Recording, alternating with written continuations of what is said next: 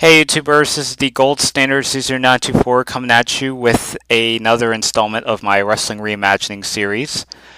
So I haven't really been doing a lot of wrestling topics for the past several months. I think the last one I did was back in August when I did a review for WWE Summerslam.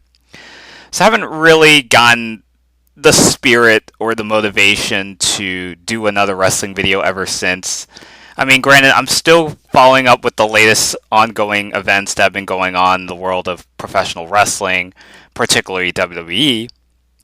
So I haven't completely fallen out of pro wrestling in general, just for those that are wondering why I haven't uploaded any videos on this account. So recently, something just kind of brought up to my mind with all the flack that Roman Reigns has been getting, especially since the Shield broke up just about 2 years ago. And it just kind of got me thinking as to asking me this sort of question, especially with the direction of the Roman Reigns Rusev program that had been going on. And even that came to an end at Hell in a Cell with Roman coming out on top to retain his US title.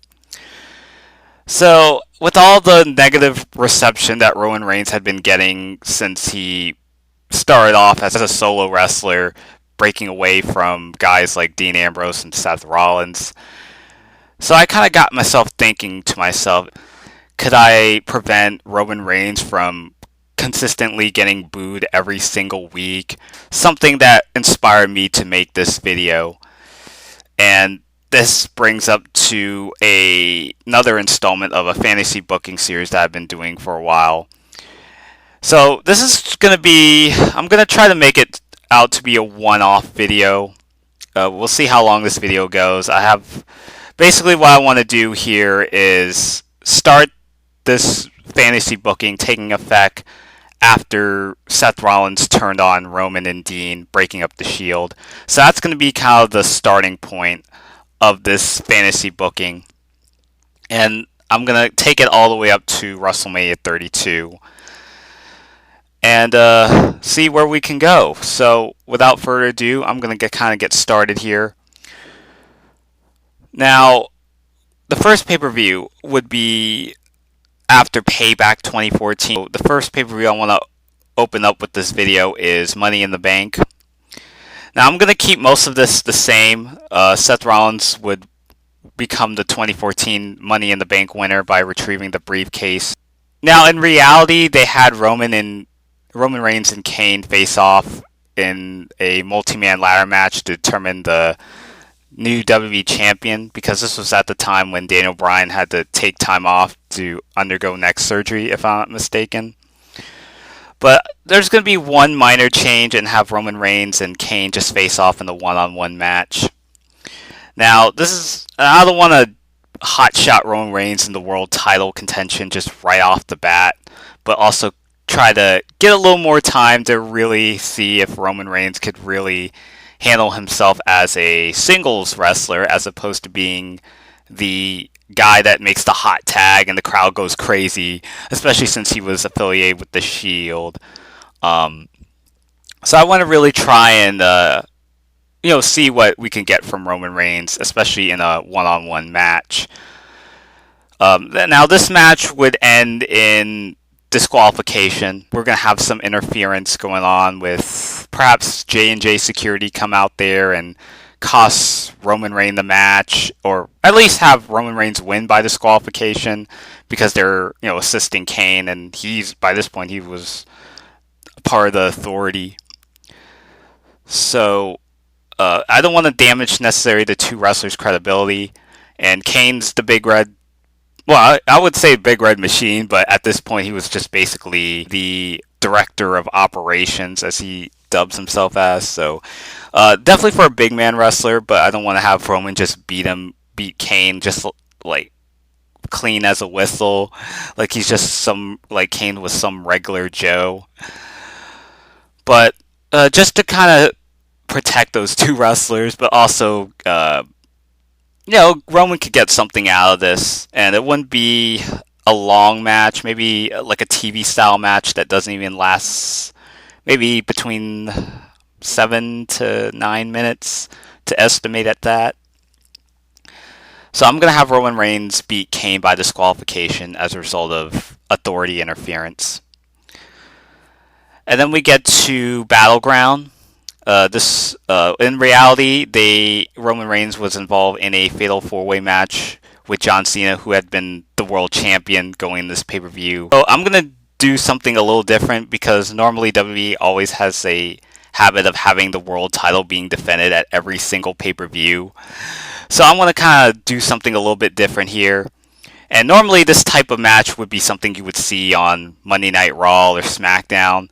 But I want to make this something special here. So we're going to have a 6-man tag team match with John Cena, Dean Ambrose, Roman Reigns taking on the Authority, consisting of Randy Orton, Kane, and the recent corporate sellout Seth Rollins. Now, Dean Ambrose and not Roman Reigns, but Dean Ambrose and Seth Rollins are basically going to be brawling for the most part. They aren't truly going to be in the match. What we'll do here is that when Seth Rollins makes his entrance with this new theme song that he was coming out, we're going to have Dean Ambrose attack Seth Rollins backstage. The announcers really try to put it over. It's like, oh my god, these two wrestlers are just going at each other's throats. Crowds hopefully goes bananas. Dean and Seth are going to brawl all over the arena and sagging way over the backstage. So this is going to reduce the match into a regular 2-on-2 tag match. So Cena and Reigns on one corner and Randy Orton, Kane on the opposite. So it's basically going to be like a traditional tag team match for the most part. We're going to have typical interference by J&J Security. And John Cena and Reigns are going to fend off all the shenanigans. They're trying to do whatever they can to damage the momentum that Cena and Reigns have been getting. Despite the odds stacked with those two wrestlers, Cena and Reigns are going to overcome the odds.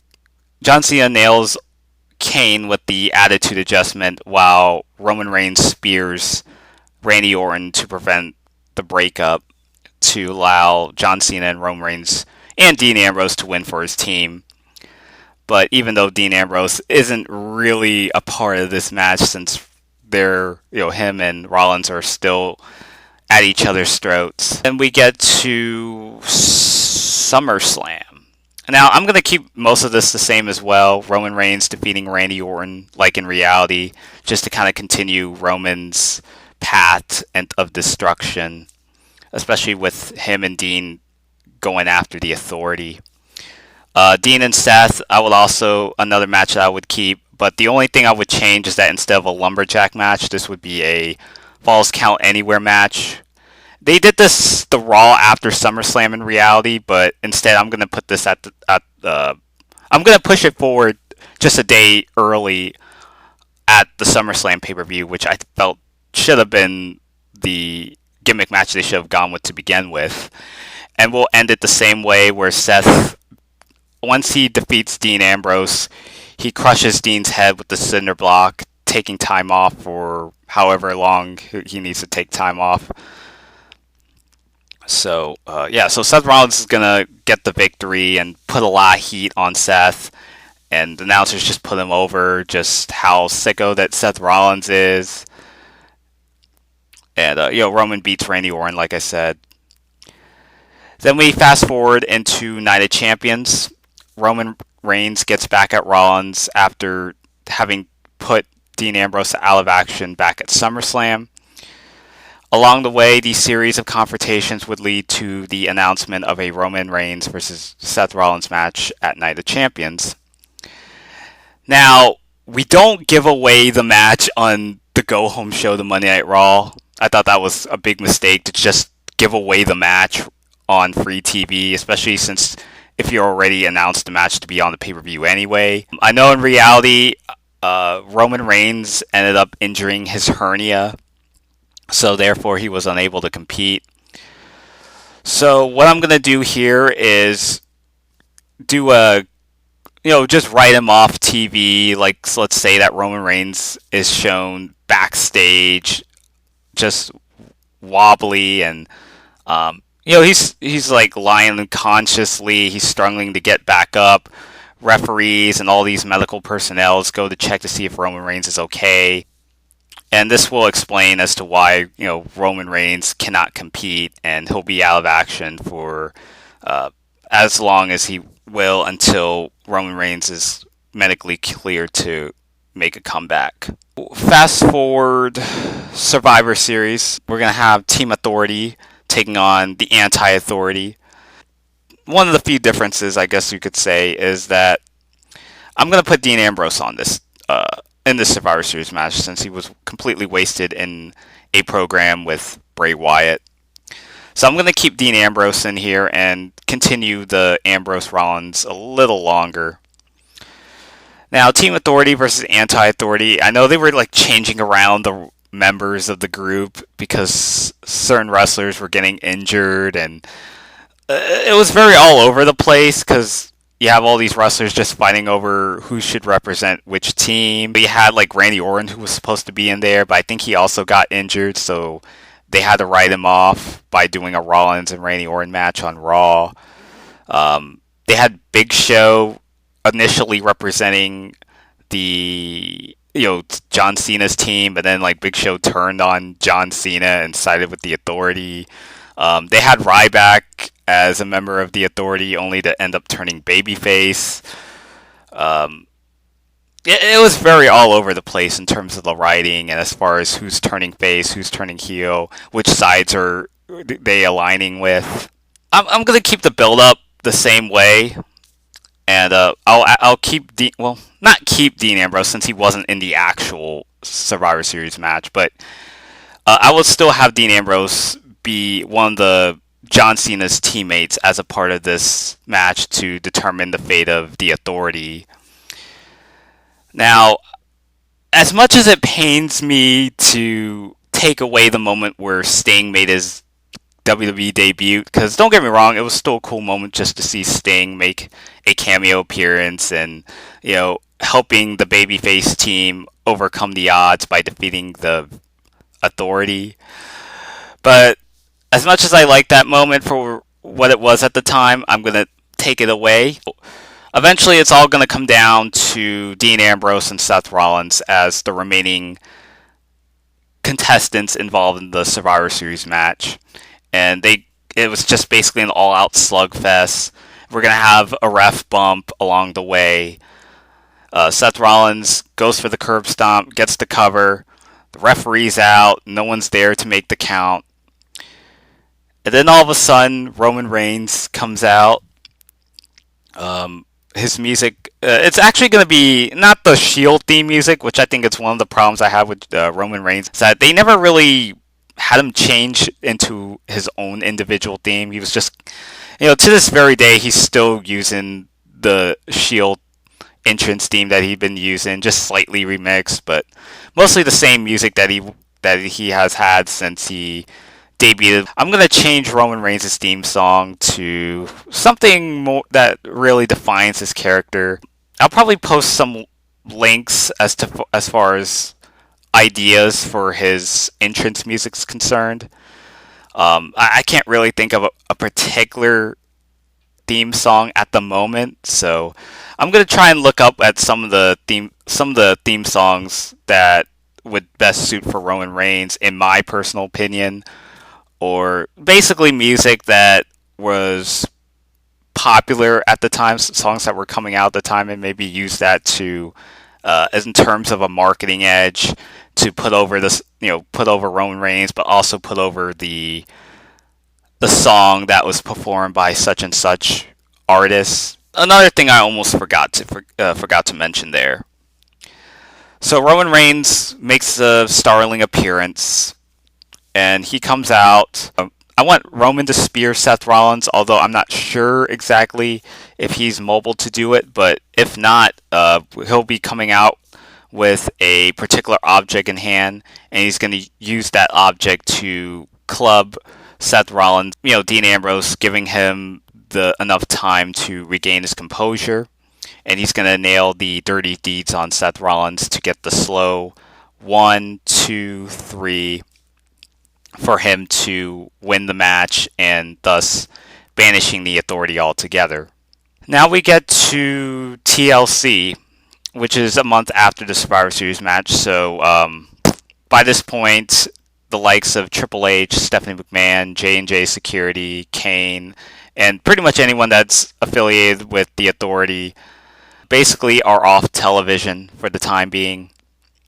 And the Raw after Survivor Series, it's announced that Daniel Bryan will be appointed as the WWE commissioner and makes his return after months of absence. Just to kind of use that as sort of a payoff to Daniel Bryan's conflict with the higher ups, the powers that be, that doubted him the first time that he wasn't world championship material. Just basically paying off the feud that Daniel Bryan had with the Authority from late 2013, early 2014, just prior to prior to the neck injury that Daniel Bryan sustained. So, yeah, Bryan returns to television and he's appointed WWE commissioner. So he's basically in charge of the operations as far as primarily the booking is concerned, as far as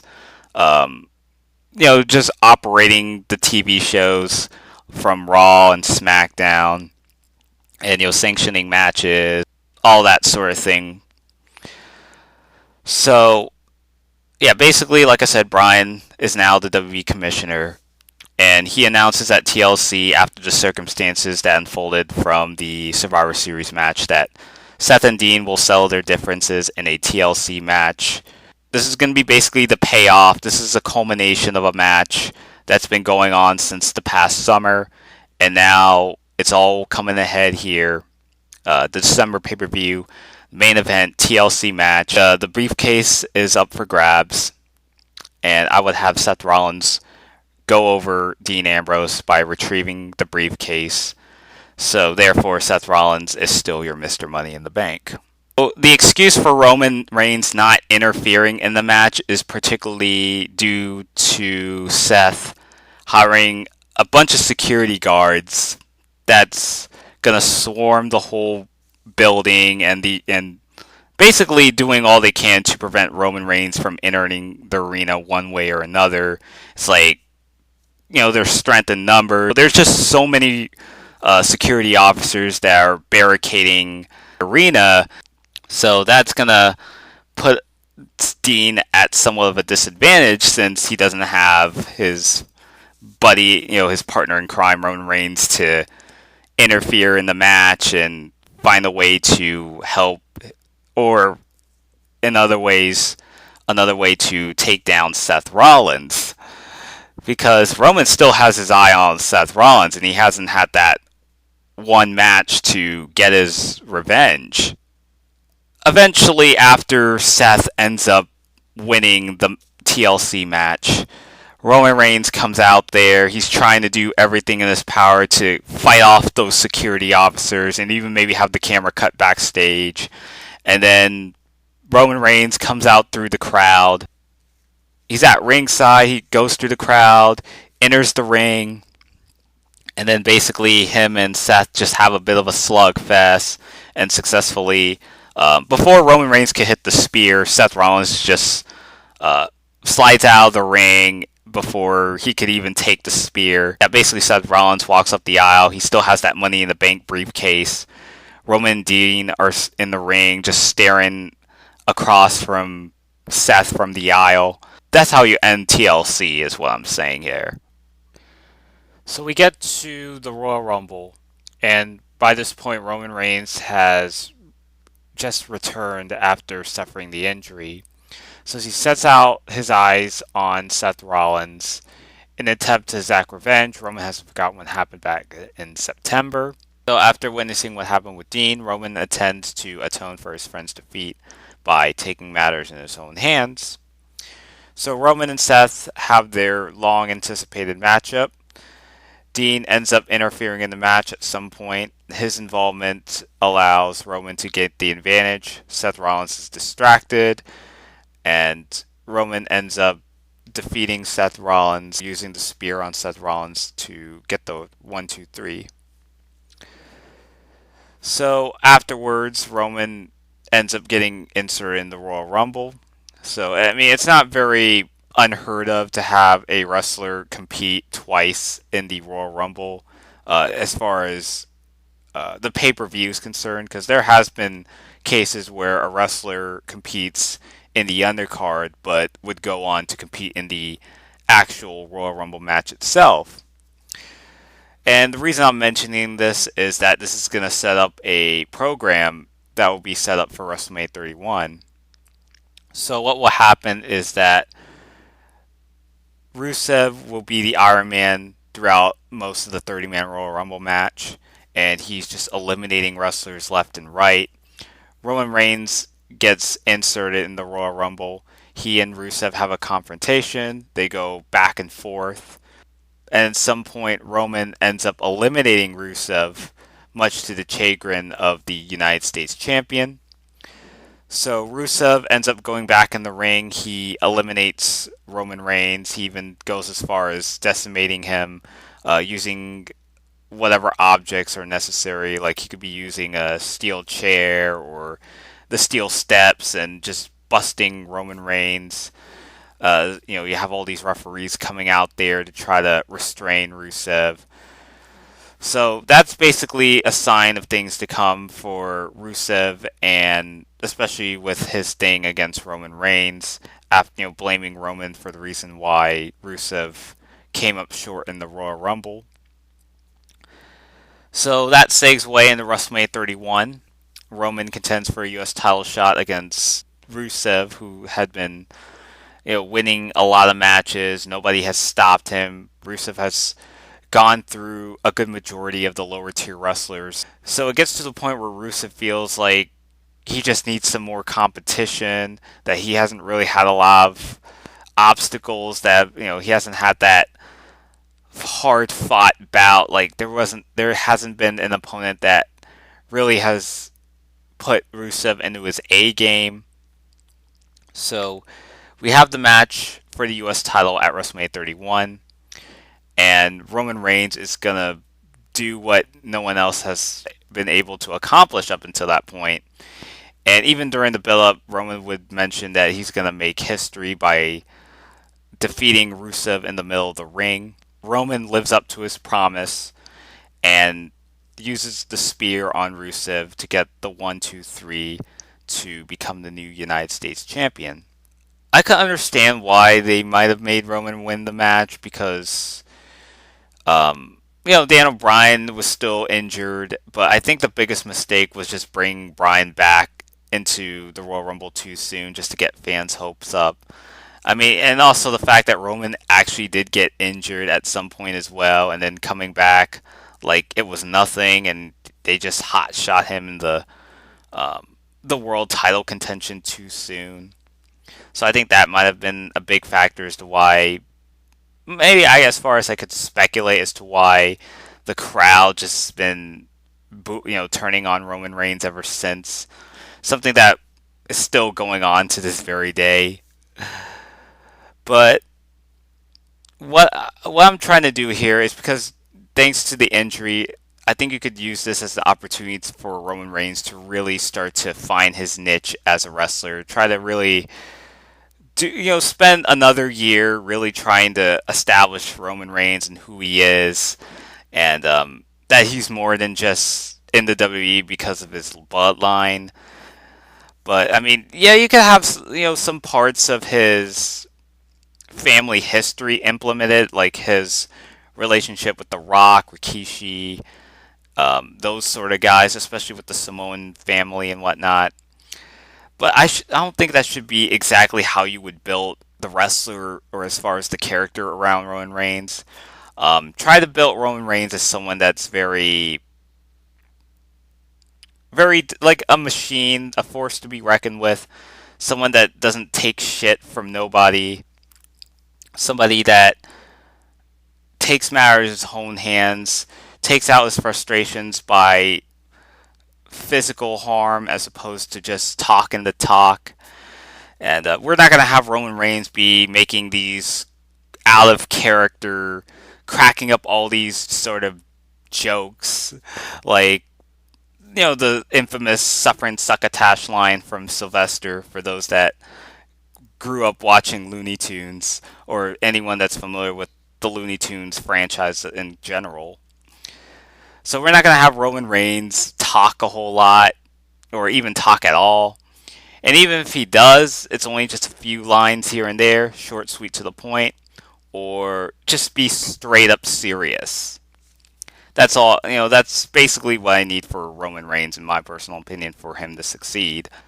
So Roman Reigns is going to defeat Rusev instead of having John Cena be the one to break Rusev's streak. So I'm going to use Roman Reigns as the top candidate to dethrone the undefeated Rusev and really give him that WrestleMania moment, which will hopefully come off very naturally.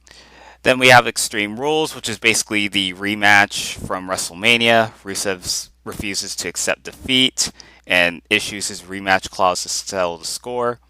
So this is going to be a last man standing match. So instead of taking on the Big Show, he fights Rusev in a return bout. Also during that match, the Wyatt family, notably Bray Wyatt and Luke Harper, will appear on stage monitoring the two combatants. So, Bray Wyatt's sitting on his signature rocking chair that that we would come out with, and he'd be sitting on that rocking chair. So they're analyzing the match. Roman and Rusev are having a hard-fought bout, which hopefully should be a really great match. But at the end of the day, Roman Reigns will survive the 10 count and thus retain the U.S. title. So as Roman walks up the aisle, he passes by Bray and Luke. He, glances at the two of them, and there's just some sort of awkward confrontation going on. What I'm trying to do here is really, wrap up a certain end of a chapter and transitioning over to a new sort of feud that's going to be escalating from here on out. So try to use this as a way to go from one feud, which Roman Reigns has this thing with Rusev for the past few months from January to April, and now we're transitioning over to that, from Roman Reigns taking care of Rusev once and for all, and going forward to our next feud, which will segue into the next pay-per-view Payback. So during the course of this time, Roman would be involved in the program with the remnants of the Wyatt family. Bray Wyatt seemingly impressed by Roman's performance in the Extreme Rules, so he offers Roman an opportunity as a result of his performance to strengthen the Wyatt family by electing the U.S. champion as their latest acquisition. Which this will be kind of a theme that will be sort of a inner conflict that Roman Reigns is kind of going through, especially the next several weeks building into a Payback. And Dean Ambrose, still in cahoots with Roman Reigns, is insisting him not to agree to Bray's terms, not to make the approval. So Dean Ambrose ends up getting involved in this whole mess, and this leads into a tag team match consisting of Dean Ambrose and Roman Reigns taking on Bray and Luke Harper. So rather than doing a U.S. title defense, because not just because you have a championship belt, just because there's a pay-per-view, doesn't automatically mean the title belt has to be defended at every single pay-per-view. I want to try to do something a little different, like I mentioned when I was doing the Money in the Bank, when I was discussing about, not Money in the Bank, Battleground, excuse me, I'm getting my pay-per-views mixed up for some reason here, but what I did with Battleground was instead of the Fatal 4-Way match, we do the 6-man tag match. It doesn't hurt to, sometimes not to have the title belts being defended, and this will be sort of a breath of fresh air, try to kind of give an introduction to this feud. And what's going to happen here is Bray Wyatt and Roman, they're both squaring off in the ring, or at least not necessarily laying a hand on each other. So what's going to happen here is Roman's in the ring. Luke Harper tags in Bray Wyatt. They both have a stare down for a moment, and then just Bray Wyatt just instead after a while of a bit of a stare down between him and Roman, Bray Wyatt is just gonna opt out of facing Roman or even laying a hand on Roman. So he's gonna end up tagging Luke Harper back. The rest of the match goes on. Roman and Bray are not even laying hands on each other throughout most of the match. Most of it will be involved Roman chasing Bray Wyatt and Dean Ambrose. Ambrose and Luke Harper are the legal men competing in the ring. And towards the end, that match will end due to interference from either Eric Rowan or a debuting Braun Strowman. Now, I believe if I'm not mistaken, he was under contract, but he skipped developmental, which was NXT. But they had him debut a couple months after this, or yeah, a couple months in around like September time. So I don't know if it'd be me messing up with the time continuum by debuting him a couple months sooner. But if not, then I'll stick with Eric Rowan, who would end up It looks like he's gonna, because they actually turned him face around the time of September 2014 when they all of a sudden decided to break up the Wyatt family and have all the Wyatts experiment in singles competition, and that didn't really work out so well. So they had like Eric Rowan be the babyface while Luke Harper broke away from Bray Wyatt while continuing to be a heel. So I'm gonna have Eric Rowan come out there, and because he's a babyface, we're gonna tease as if he's gonna help Roman and Dean in this match. But afterwards, Eric Rowan ends up turning on the team of Dean Ambrose and Roman Reigns, allowing Bray Wyatt and Luke Harper to eventually pick up the victory. So the feud's continuing to go on, only this time the Wyatt family are officially back together. And then we're going to go to Money in the Bank. I'm going to keep most of this the same, really. Roman Reigns gets inserted in the Money in the Bank. And, Luke Harper will be involved. So it's mostly the same, just instead of Kofi Kingston, I'm going to put Luke Harper in Kofi Kingston's spot. Just to really spotlight Luke Harper and giving him an opportunity to shine instead of being Bray's lackey. I definitely think that guy's got a lot of potential. Other than that, it plays out pretty much the same. You have the Wyatt's involvement costing Roman Reigns the match. It's like Roman Reigns is close to getting that briefcase, and then you do the little static going on, and it's like that! And eventually Bray Wyatt comes out there and costs Roman the match, so you can have Sheamus win the Money in the Bank like he did in reality. So this brings us to Battleground. Now, after months of shenanigans, Roman has had enough. He makes his first U.S. title defense since Extreme Rules by planning to take on Bray Wyatt. Or at least he thought at first. Now, Bray Wyatt just comes up with some BS excuse for not facing Roman in a proper singles match. And for those that are wondering, Roman and Bray have not touched each other. They have not laid a single hand on each other or had a proper singles match. Now, they would have had a match scheduled for, let's say, an episode of Raw where they are set to compete in a qualifying round for Money in the Bank. But just when the match is in progress, Bray Wyatt and Roman Reigns are having a bit of a stare down. Bray Wyatt just throws in the towel, not literally, but in a sort of a figurative sense. And Bray Wyatt ends up forfeiting the match by counting himself out to award Roman Reigns the winner to participate in the Money in the Bank ladder match. So rather than having Roman and Bray take place at Battleground as scheduled, Bray Wyatt just decides to opt out and instead allows Luke Harper to take over his throne. or take over as Roman Reigns' opponent for the U.S. title. And this is going to be a match where Luke Harper ends up being unsuccessful in the process. And Roman Reigns is going to retain the U.S. title there. Bray Wyatt ends up coming out, attacks Roman Reigns, lays him out to finally set up a program. And this goes to SummerSlam. And after months and months of Bray ducking from Roman, we finally have the match once and for all. No bullshit shenanigans, no bullshit substitutions.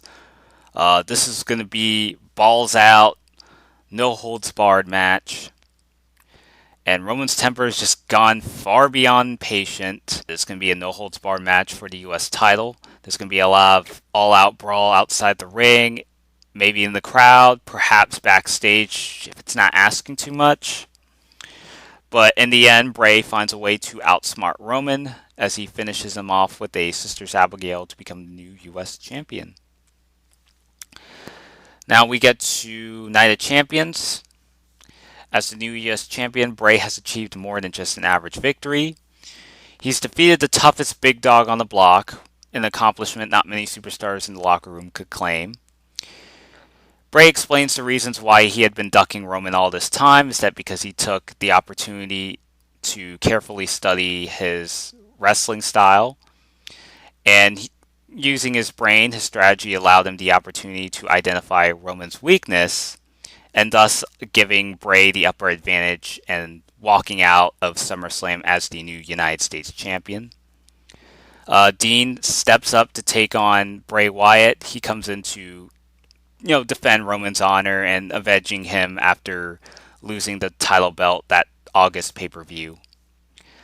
So Dean insists a challenge for the U.S. title against Bray Wyatt at Night of Champions. Thanks to the likes of the Braun Strowman, who had debuted around this time, Luke Harper and Eric Rowan, they will both play a part in interfering in the match and doing all they can to help Bray Wyatt and give him some momentum. So Roman Reigns comes out there hopefully to help Dean Ambrose as much as he can, but the numbers game just piles up, especially with a big guy like Braun Strowman.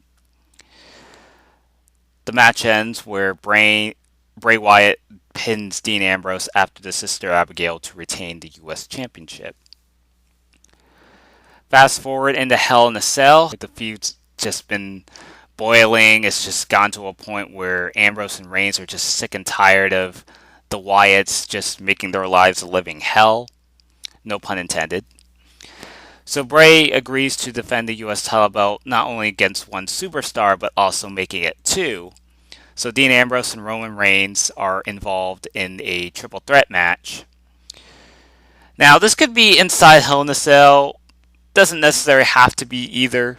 I think the triple threat match could at least be a solid match that could hopefully be the match of the night inside the steel, perhaps under the steel structure, or maybe not under the actual Hell in a Cell match. But wherever the case may be, the ex-Shield buddies realize that while they may be best friends, only one superstar can walk out with the belt.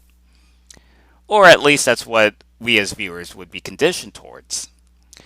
What's going to happen towards the end of the match is that Roman and Dean will pin Bray at the same time to become co-US champions as a result of Daniel Bryan coming out there to address the situation beforehand. Fast forward to Survivor Series. The Wyatt family band together in an effort to sabotage the remnants of the Shield. Since they've been feuding around Payback time, these two teams have just been going all out at each other's throats, and now this is going to come forward into a culmination of a match set for Survivor Series. Now, this is going to be a 4-on-4, but Roman and Dean are only the remaining two members of their own team, so they've been kind of at a disadvantage as a result of a 4-on-2 beatdown. So the Wyatts have just been dominating in the build-up to the Survivor Series match. And it kind of leaves a mystery as to which of the remaining two wrestlers are going to represent Dean and Roman to take on all four members of the Wyatt family. Now, eventually we get to the point where Dean and Roman finally make their announcement as to, who's going to, what their 4-on-4 match is going to, what the 4-on-4 match is going to be at Survivor Series. So they found out the two wrestlers that they're going to team up with Dean and Roman. So the third wrestler to represent their team is none other than the recently turned babyface, Big Red Machine, the Big Red Machine, Kane. So pyros erupt from the stage. Kane makes his entrance. Kane stands alongside Dean and Roman on stage. They don't go down the aisle, but they're staring across the Wyatt family who are in the ring.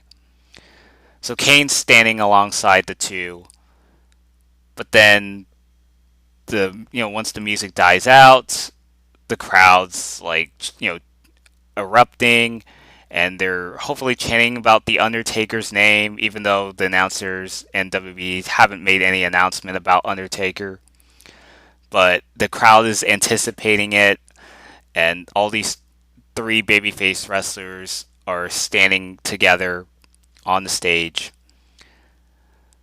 So then the lights go out, and we hear the familiar gong sound, and the crowd's just going bananas. The building erupts.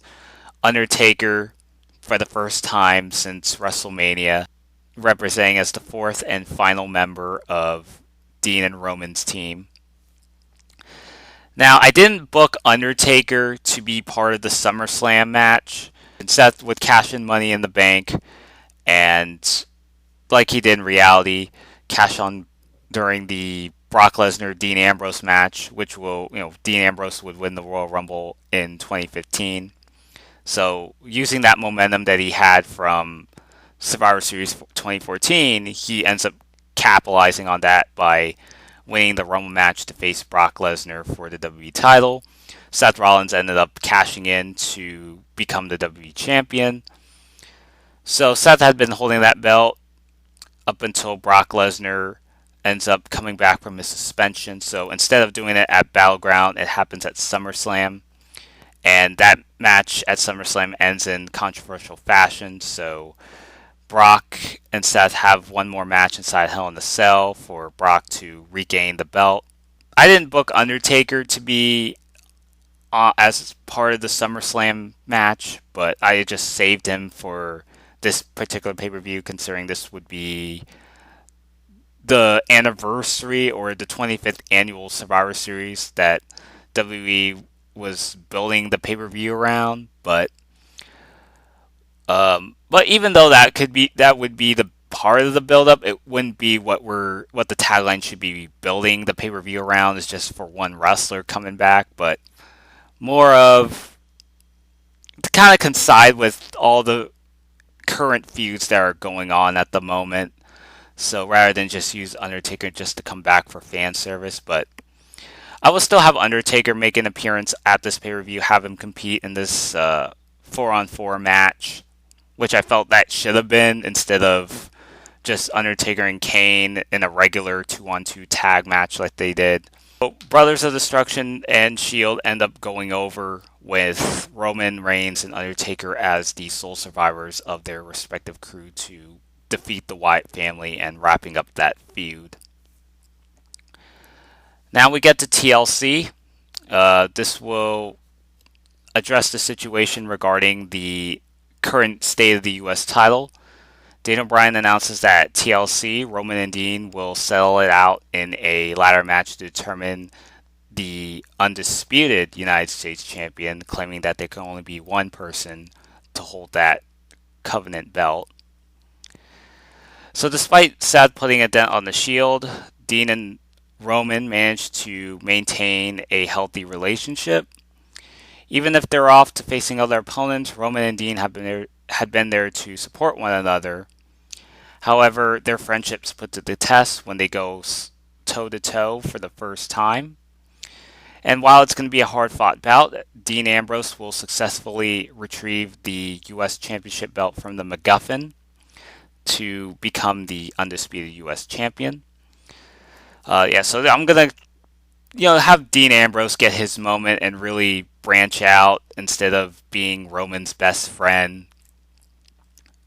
So Dean Ambrose will walk out of the match as the U.S. champion, so it kind of fits accordingly with the actual timeline where Dean Ambrose did in fact win the U.S. title belt at the actual TLC pay-per-view that year. So they're pretty self-explanatory there. Now we get to the tail end of this booking video, which will be Royal Rumble to WrestleMania, Roman Reigns' road to the world title. Now, Roman Reigns is no longer the U.S. champion, but at the same time, he figures it's time to move on, and he intends to climb up the ladder.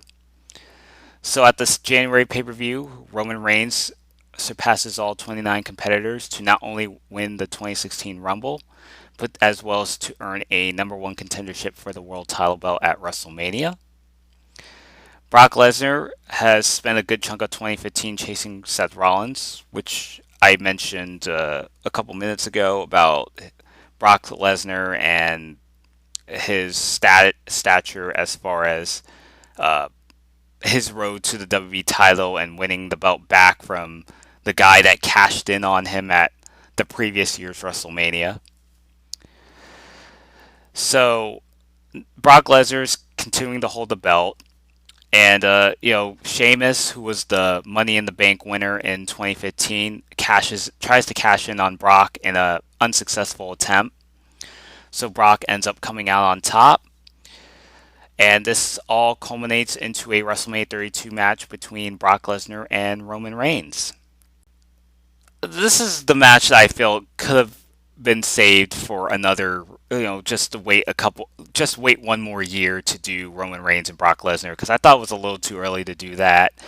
And especially with Roman Reigns' injury in late 2014, kind of played a big part as to just basically hurting the momentum that he was getting, and thus just a mix of certain circumstances, like Daniel Bryan just making an early comeback, and people weren't even sure that he was going to even come back at all, especially with all the news reports talking about how serious Daniel Bryan's neck surgery went, and that perhaps people thought that he might have need one more year to fully recover.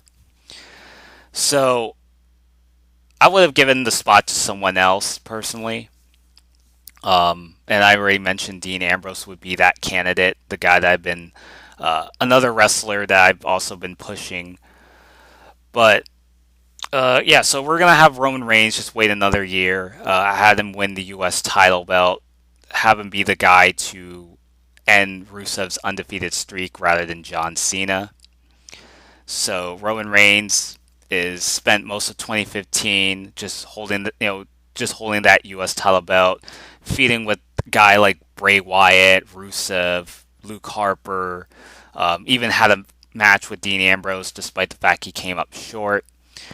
But Roman Reigns ended up making a comeback, and basically he won that Royal Rumble. He's facing Brock Lesnar in the grandest stage of them all. Hopefully the crowd is at least supporting Roman Reigns, even if it's going to be a split crowd between Roman and Brock. So we're going to have Roman Reigns end up slaying the Beast in a hard-fought, bloody match. Try to play it off as the same as they did with WrestleMania 31 in reality. So Roman Reigns spears Brock Lesnar, gets the cover. Roman Reigns is your new World Heavyweight Champion. He celebrates. The crowd hopefully reacts to it pretty well. I think as long as you book him in a way where it's believable, that if Roman Reigns had stayed true to his character, if they had retained some of the traits that made Roman Reigns what he was, and the reason why people tune in to see Roman Reigns at one point in time, especially during his time as The Shield, Perhaps, maybe, just maybe, people could salvage Roman Reigns as a babyface if you book it in this sort of fashion.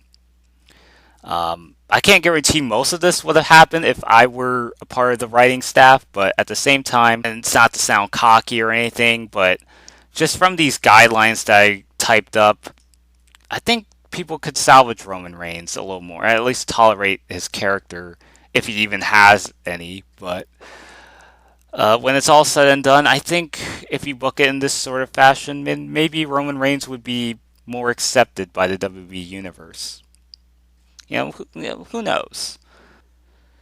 That's pretty much my fantasy booking there. Tell me what you all thought in the comment section down below.